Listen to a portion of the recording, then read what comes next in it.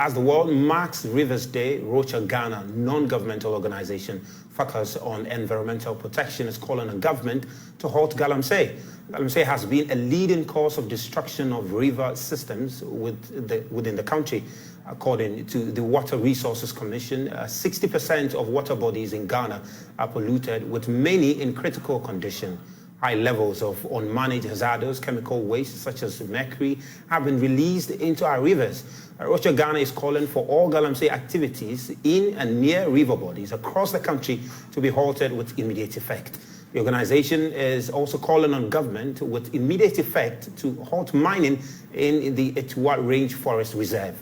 Awula Serwah founder, Eco-Conscious Citizens, GH, joins us for more on this.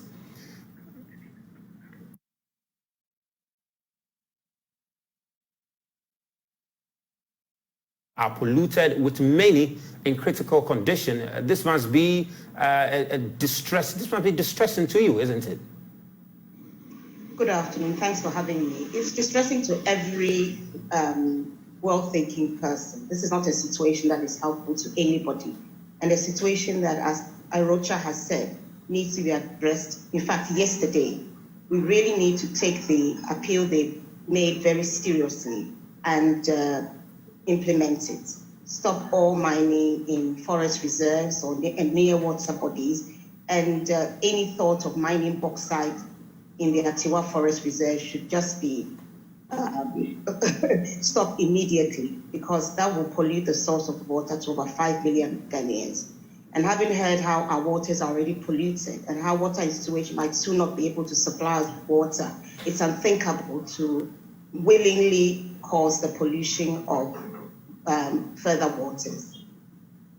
I mean, we have been calling on government to halt galamsey for many years now. I mean, from where you sit, do you think government is really, doing exactly what people are calling him to do? Well, I mean, if we look at the state of our waters, it would not seem that serious action is being taken.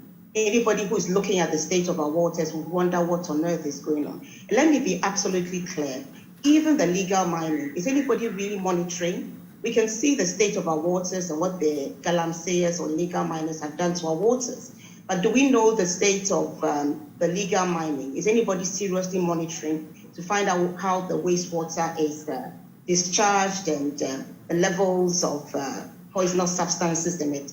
We have a serious problem with the monitoring regime. But when it comes to illegal mining, if the political will is there and all work together towards a better Ghana, forget individual political parties, everybody comes together, the political heads, the chiefs, the citizens, and we decide enough is enough. Believe me, we can stop illegal mining today if the will is really there. It's not a question of parading a few people with court or even prosecuting Aisha. It's a question of going to the root. How is illegal mining able to continue? Follow the money and dismantle the whole network, because it doesn't start and end with the illegal miners.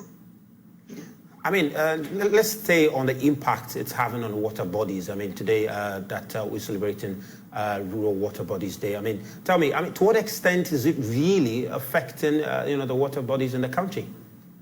I mean, the situation is dire. If Water Institute is telling us that if we continue this way, we'll have to import water, what further information do we need to sit up and decide that we'll stop all mining in forest reserves, stop all mining by water bodies, and begin restoration?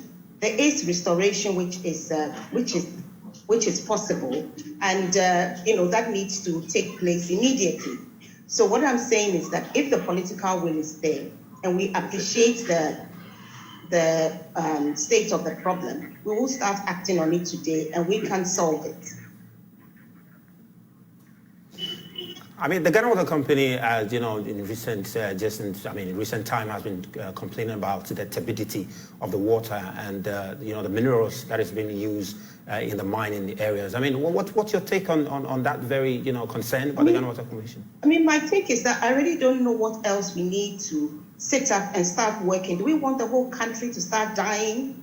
I mean, this is serious. These chemicals are dangerous to our health. They are not something that you just take and everything is fine. It's a very dangerous situation. It's a clear and present danger. We have to really stop sleepwalking and decide that we have to put an end to Galamsey.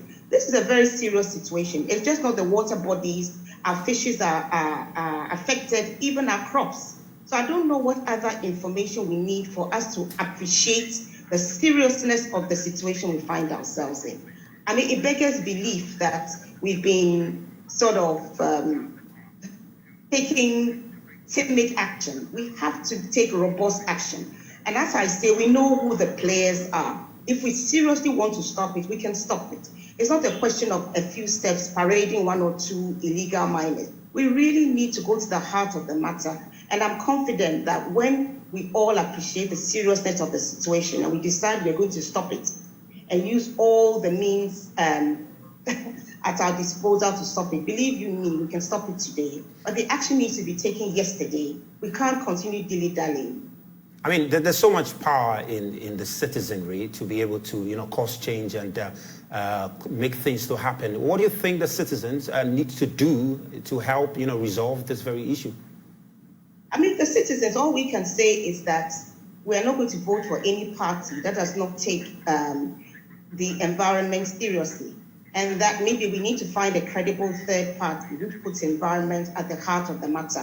What are we going to bequeath to our children? Are we going to bequeath a planet that is just full of waste and deforestation and plastics? I mean, really, do we care about the future? So as a citizens, a lot of citizens have sat up, they've been trying to do what they can, but a lot of the illegal miners are armed. So there's a limit to what the citizens can do. But in terms of our democratic tools, we can decide not to vote for any party that is not taking the menace of illegal mining seriously. And as I've said, it's not just the illegal mining, even the legal mining needs to be monitored, and we need to ensure that they're abiding by all the protocols. I mean, one of the things that is also affecting our water bodies is the single-use plastics. I mean, there's been back and forth about the need to ban it. Government have been a bit hesitant on that. What is your opinion about it? I mean, the ban on single-use of plastics. Ban single-use plastic. Before plastics became widely used, we're managing. Plastics are relatively new. But now that we've got used to it, we've forgotten that there was a time when you were going shopping, you took a basket, or you had a way of dealing with your shopping. In the UK, for example, plastics have not been banned, but there's you pay for your plastic bags. And because you pay for plastic bags, the use has gone down. So obviously the manufacturers will begin to advise themselves.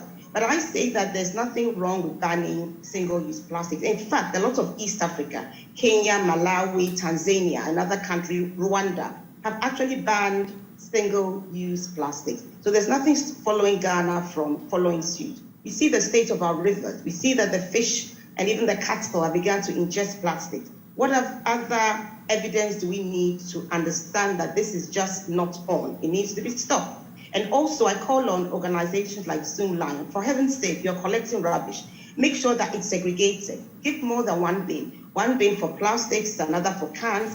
You could even have something for household waste, which could be used as a compost or whatever. But we really, really, really need to become a little bit more serious than we are if we actually care about our environment. Because it's not a question of a few gimmicks, plant a tree here and there, and then go and declassify parts of Achimota forest.